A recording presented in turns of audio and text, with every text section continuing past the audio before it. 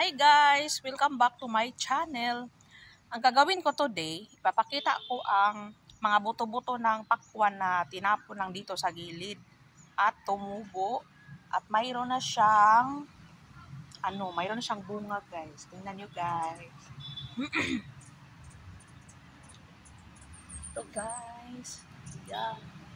Mayroon na siya malaki na siya guys. Wow. Yan. Yung mga pakwan, pag tinapon mo lang sa tabi yung mga buto-buto nila, tumubo yan. At saka, ayun healthy ng kanyang healthy. Ito, umakyat na dito sa bulaklak mayroon ng bulaklak. May bulaklak. Itong kulay ito yung sa melon. Bulaklak ng watermelon or pakwan. Makyat siya dito sa bulaklak. Yan. May mga damo-damo lang siya guys. Kunin natin yung mga damo. Yan. Ito, may damo lang siya. Pero healthy naman yung ating watermelon. Hindi lang namalaya na mayroon na siyang bunga. Pero isa lang yung bunga niya. Isa pa lang.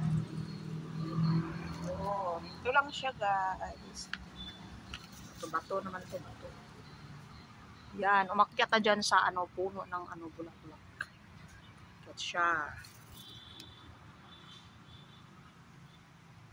Ito umakyat siya dito sa ito, pandakiki. Pandakiki. Yan, umakyat na dito. Kasi maraming damo dito sa baba.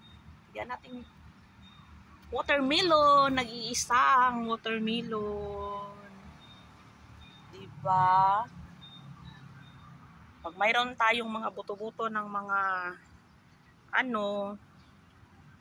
pakwan, tapon lang natin sa gilid. Tubo yan. Yun lang guys. Thank you for watching. Bye!